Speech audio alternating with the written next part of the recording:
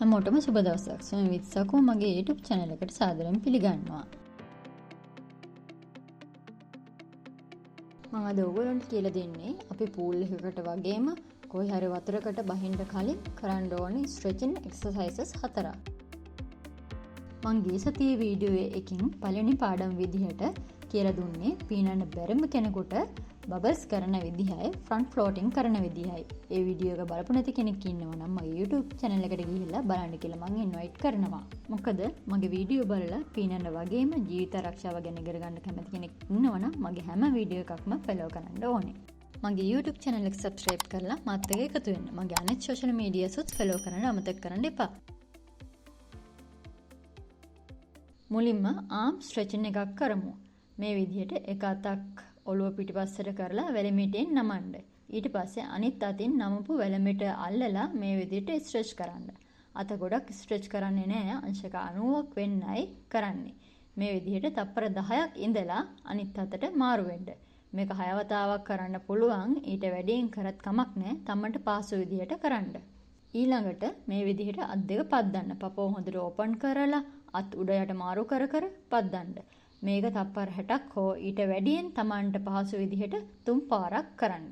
අපි තුන්වෙනි එක විදිහට කරන්නේ leg stretching එකක්. අපි මුලින්ම වැලමිටි නමුවා වගේ කකුලේ දනිස්ස මේ විදිහට පිටිපස්සට කරලා නමලා දකුණු කකුල දකුණු අතින්ද වම් කකුල වම් අතින්ද stretch කරන්න.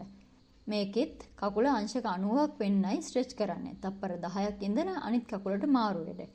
මේකත් 6 වතාවක් මාරුවෙන් මාරුවට තමන්ට පහසු විදිහට කරන්න.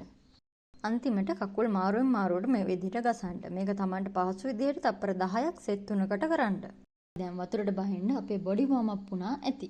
මේ ස්ට්‍රෙචින් එක්සර්සයිස් වලින් අපි පීනන්න කලින් අපේ ශරීරය වෝම් අප් කරගන්න, ජොයින්ට් ඇන්ඩ් මසල්ස් ලිහිල් කරගන්න, ක්‍රෑම්ප්ස්, කෙන්ඩ පෙරලීම් වගේ දේවල් මග අරගන්න උදව් වෙනවා. තව ස්ට්‍රෙචින් එක්සර්සයිසස් ගොඩක් තියෙනවා. මම ඒවා කීප සැරයකට අරගෙන එන්නම්.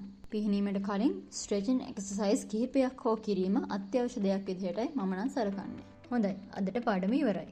මගේ පළවෙනි වීඩියෝ එකේදීම මම කිව්වා මගේ අදහසක් තියෙනවා අස්වැසුම තියෙන වගේම අඩු ආදායම් ලාභී ළමයින්ට නොමිලේ උගන්වන්න. හැබැයි පූල් ෆී එක නම් ගෙව ගන්න ඕනේ. රුපියල් 300ක් හෝ 400ක් වගේ මුදලක් තමයි වෙන්නේ පැයකට. පැයක් හොඳටම ඇති. ෆී එක පූල් එකෙන් පූල් එකට වෙනස් වෙනවා.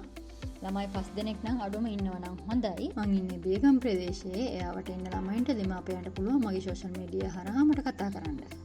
ඔයාලා කැමති නම් මේ දේවල් ඉගෙන ගන්න මගේ channel එක subscribe කරලා bell icon එක click කරන්න, like and comment කරන්නත් පුළුවන්. මගේ අනිත් social media වල links පල්ලෙහා description එකේ දාලා තියෙනවා. ඒවා follow කරන්නත් අමතක කරන්න එපා. එහෙනම් ඊළඟ වීඩියෝ එකකින් හම්බ වෙනකන් හැමෝටම සුබ දවසක්.